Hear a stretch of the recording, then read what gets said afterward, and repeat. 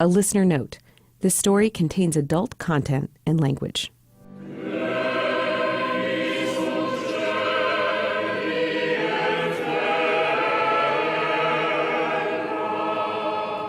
Today, Danny Ray Johnson is a Kentucky state legislator, but his story goes well beyond the bluegrass. In the first chapter, we told you about the titles he's given himself. He calls himself the Pope and sometimes the Bishop. The term Pope is usually used for the head of the Roman Catholic Church. We talked to some religious leaders who said it's unusual for a preacher to call himself the Pope. And they say bishops are usually ordained or appointed Christian leaders. Rarely does a person give himself such a title. But there is one title Danny Ray Johnson has that he didn't give himself: Kentucky State Representative.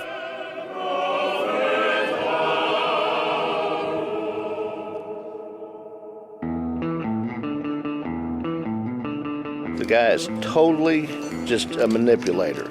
I've noticed that sometimes he gets his facts messed up. He was belligerent. He was really, really drunk. He's right there where he can do the same thing again. He was the strong suspect.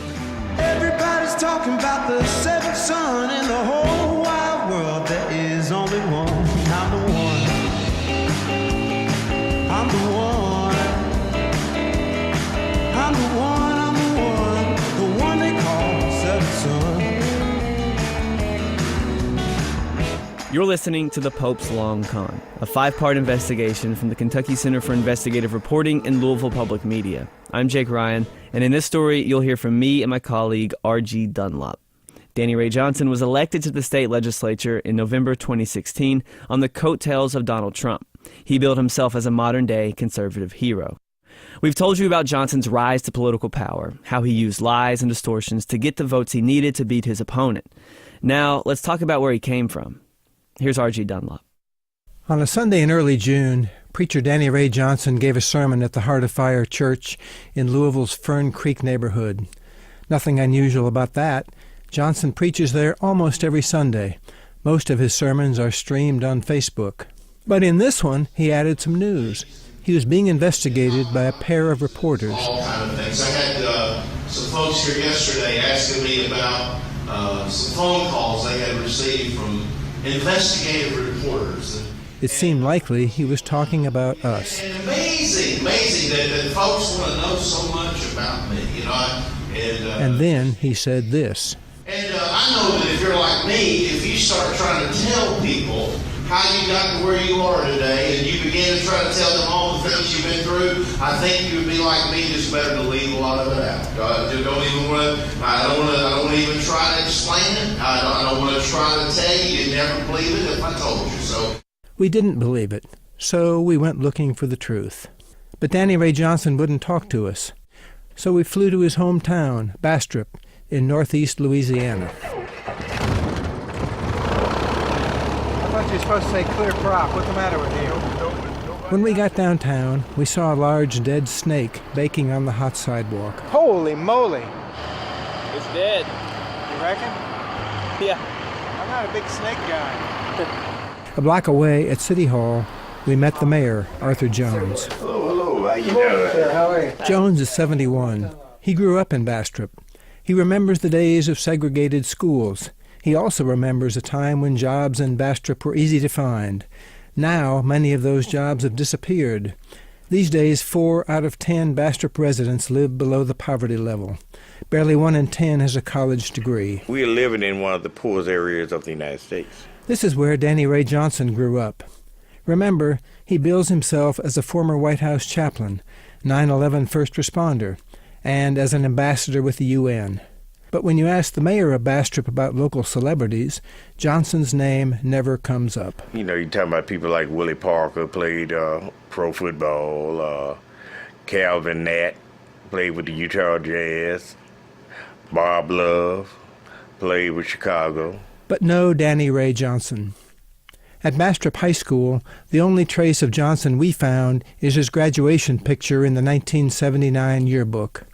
He has a blonde mullet. He's grinning. He was voted neatest in the class. The book says he was in the school's rock band, the history club, and the journalism club. Okay.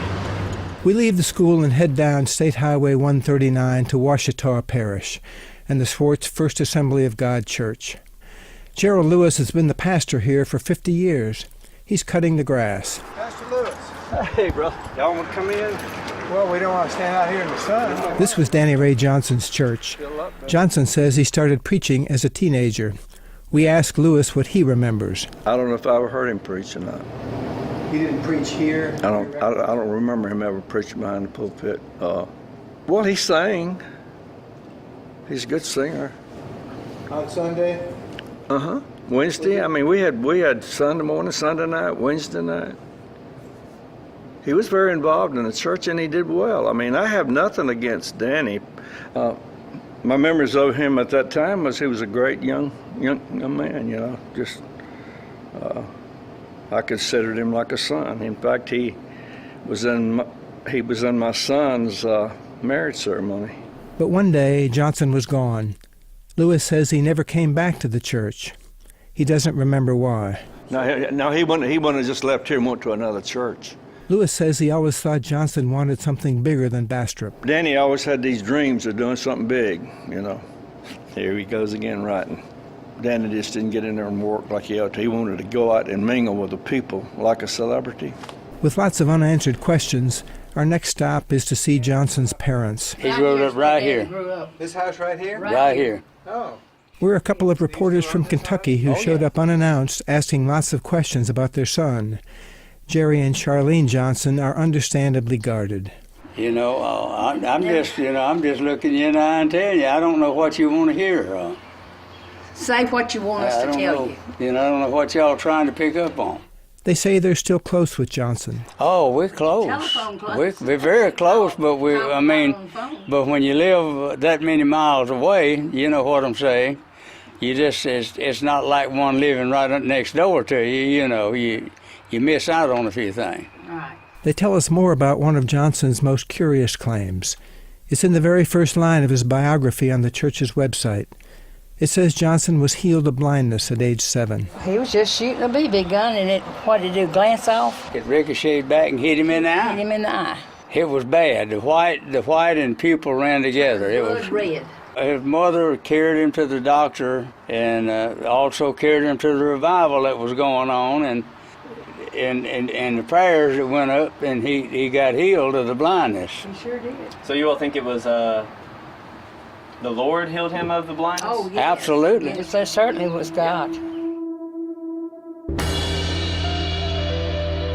It's not totally clear to us exactly what happened to Johnson's vision or how it healed.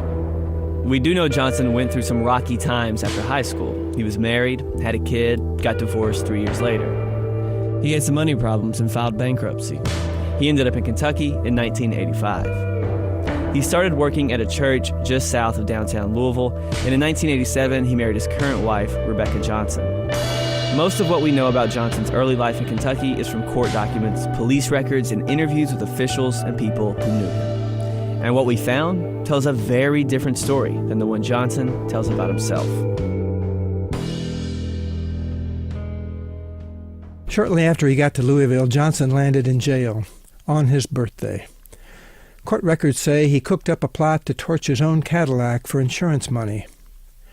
Police found the car shortly after midnight on October 18, 1985, Johnson's 25th birthday. It was a brown 1982 Coupe de Ville, parked near the Ohio River. The tires and wheels were gone. The car had been doused with gasoline, inside and out. When officers happened to pass by, they saw 2 people trying to run away. Once in custody, they said Johnson had given them $200 to burn up the car. They said he told them they could keep the wheels and tires as a bonus. Johnson had left the Cadillac in the church parking lot and gave them an extra set of keys. Then he went out with other church staff to celebrate his birthday. Shortly after the party ended, early the next morning, Johnson was in a police cruiser heading downtown. At first, he said he hadn't given anyone permission to drive the car. It must have been stolen. He had no clue. He even filed a stolen vehicle report.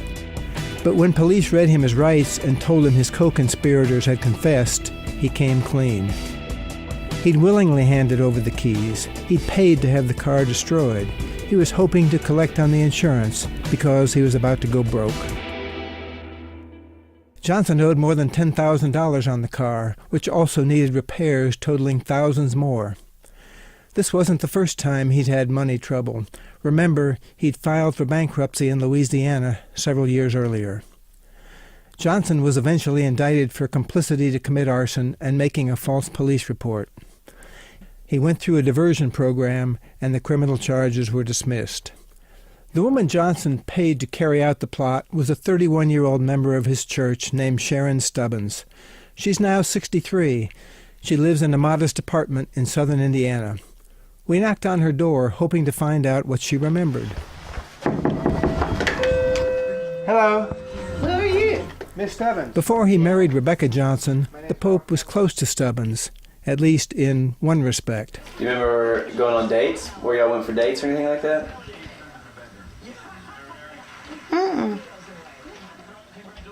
I'm not actually certain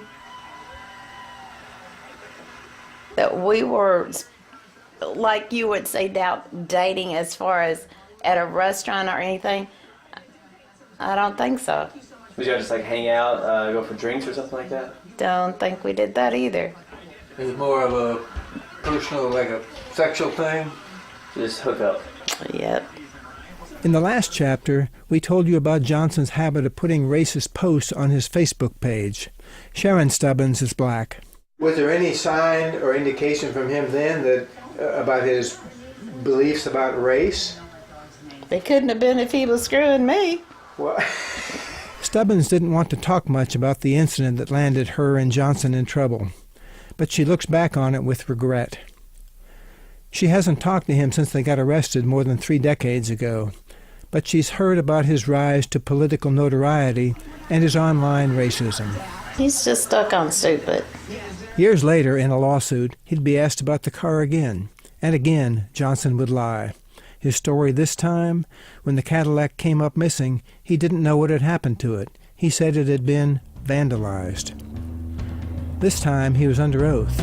He'd sworn to tell the truth, but he didn't. If you believe his claims of greatness, Danny Ray Johnson pops up at major moments in history. Like Forrest Gump, he's always there, right in the middle of things. Sometimes he says he served in positions that didn't even exist. The jury in the Rodney King case has delivered its verdict, and not one of the 4 police officers seen on videotape beating Mr. King a year ago is guilty of using excessive force. They've all been found not guilty. In 1992, Los Angeles was on fire. On his website, at rallies, and in campaign videos, Johnson said he was there in L.A., trying to defuse the violence and setting up so-called safe zones. Setting those up the day before the Rodney King riots happened, that's something God did just by destiny. The Reverend Dr. Cecil Murray really was there. At the time, Murray led the First African Methodist Episcopal Church of Los Angeles, with a congregation of nearly 18,000. During the riots, he could see the fires from his church. Well, do you know, sir, whether there were safe zones in Compton? Was there any such thing, to your knowledge? None. He doesn't remember seeing a tall, blonde-haired white man from Kentucky setting up any safe zones, and he thinks he would have known. It would be surprising if they existed, and I had no knowledge of it. We couldn't find any mention of Johnson in the media coverage, and no references to safe zones. Continuing his pattern of alleged heroics, Johnson says he assumed one of the most powerful religious positions in the world, advising U.S. presidents over a period of 20 years. I served as a chaplain to the White House under Presidents H.W. Bush, under William Jefferson Clinton, and also under George W. Bush. Chaplain to the White House. That would definitely be incorrect. Gary Scott Smith is a retired college professor. He's written 2 books about religious faith and the presidency. He says there's no such thing as an office of White House chaplain. There's never been one. If someone said I was a spiritual advisor to several presidents, a spiritual confidant, I had a close spiritual relationship with, that certainly could be true. But to say I was the chaplain to a president would be false. The individual's name is Danny Ray Johnson. I have never heard that name before. I think it's safe to say that for the presidents that I've studied, that he was not on the radar screen. We asked the 3 presidential libraries. They also said they had no evidence linking Johnson to the White House. Johnson also says he served as an ambassador to the United Nations. I served as an ambassador with the UN for several years, as the ambassador of peace. We did some research. There's no such position as ambassador of peace. The UN does have messengers of peace, chosen by the Secretary General. People like cellist Yo-Yo Ma, Princess Haya of Jordan, actor George Clooney, opera singer Luciano Pavarotti, and Muhammad Ali. I'm the king of the world. Hold it. You're not that pretty. Come on, man. Johnson isn't one of them.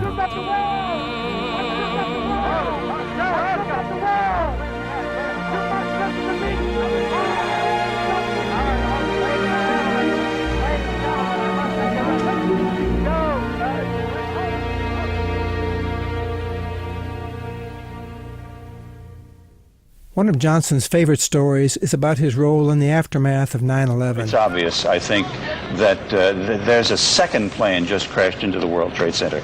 This September alone, he told it at least twice at public memorial events. He says he raced to the scene of the attacks. He says he offered prayers and last rites there for 2 weeks. All of a sudden, I realized that everyone was looking for leadership. I heard. He says he even helped set up a morgue. And they asked if I ever set up a morgue before, and of course my answer was no. But would I do it? And the answer was yes. Storm Swain is a Lutheran theology professor in Philadelphia.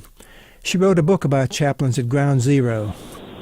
I would be highly suspicious of that claim. As far as I know, the morgue was staffed by Catholic chaplains. She said it's highly unlikely that any civilian, let alone a clergyman from out of town, would have been asked to set up a morgue. He wouldn't have had that authority. And a spokeswoman for the New York City Medical Examiner's Office said she checked with some colleagues who were at the scene. No one remembers Danny Ray Johnson. But Johnson's a regular at 9/11 memorial events. He even talked about his Ground Zero experiences with some Louisville TV stations. The bishop, who always did his best to avoid funerals, quickly found himself doing nothing but running the Ground Zero morgue. A beautiful day that turned into something that no horror film or movie could ever produce. He does have some pictures. One shows him with Rudy Giuliani, who was mayor of New York City at the time.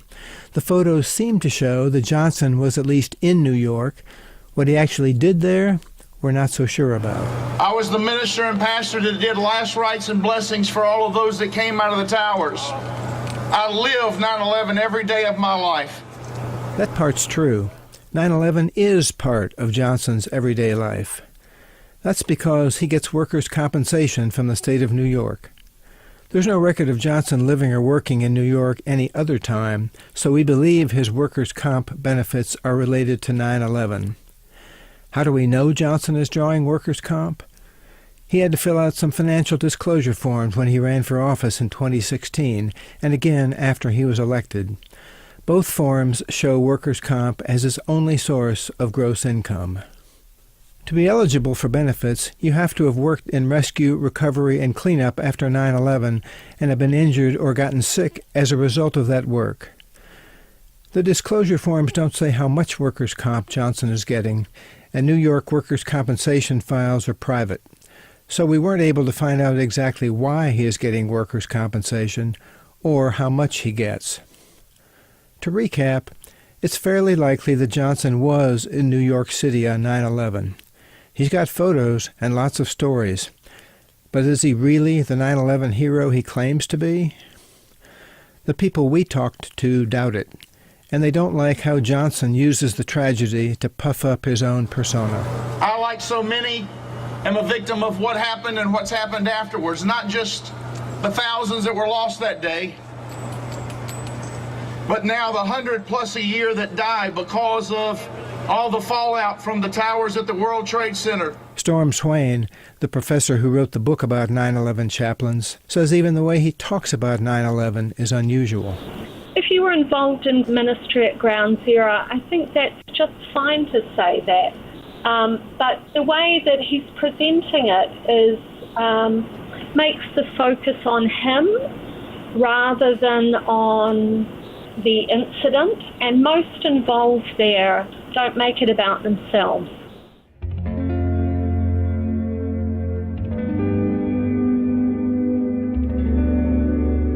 We're telling you about all these lies and exaggerations because there are so many of them, and about so many different things. From the attempted car fire, to the Watts riots, to advising U.S. presidents and working with the UN. Taken as a whole, they raise doubts about whether anything Danny Ray Johnson says is true. And then there's the alligator. In August 2013, records show a Fish and Wildlife officer went to Danny Ray Johnson's home and found a gator in a metal tub in the yard. Its name was Amos Moses. Named him after a man of the cloth. Called him Amos Moses. And Johnson rode around the county with a gator strapped to the back of his motorcycle with his mouth taped shut. Inhumane treatment, maybe, but definitely illegal. You can't own an alligator in the state of Kentucky, even if you are from Louisiana. Last year, a reporter asked Johnson about it. He said Amos Moses was living at the Louisville Zoo. Here's Kyle Shepard, the zoo spokeswoman. Hey, Archie, it's Kyle from the zoo. It's about 11:30. Talked to everybody about the possible alligator donation, and we don't have any record of that. No one's donated an alligator to us in probably decades, like more than 20. Maybe that could be just an urban legend or something. So anyway, I hope that helps. Give me a call if there's anything else I can help you with. I can't remember what story you said it was for. I'm kind of curious now, to be honest. Thanks. So what happened to Amos Moses? State law makes it illegal to possess an alligator in Kentucky as an inherently dangerous animal. This is State Fish and Wildlife spokesman Mark Maricini. Whenever we come across alligators, our procedure is just to go ahead and seize them, and alligators are put down. Is that what happened to Amos Moses? Yes, it was seized, and it was euthanized and destroyed. The Louisiana law gonna get you, Amos. Johnson was cited for keeping the alligator. The case was dismissed. From Bastrop, Louisiana to Bullitt County, Kentucky, and elsewhere, it's clear Danny Ray Johnson is a liar and a phony. In the next chapter, we'll take you into the heart of Fire Church and talk about the empire Johnson's built on blind faith. About 45 minutes southeast of Thibodaux, Louisiana. Lived a cat called Doc Mill South and his pretty wife Hannah. Well, they raised up a son that could eat up his weight in groceries. Named him after a man of the cloth. Called him Amos Moses. Sit down on him, Amos. The Pope's Long Con was reported and written by R.G. Dunlap and Jake Ryan. Our producer is Laura Ellis. Our editors are Brendan McCarthy, Erica Peterson, and Stephen George. Music by Kevin Ratterman. You can read this story with lots of extras at kycir.org.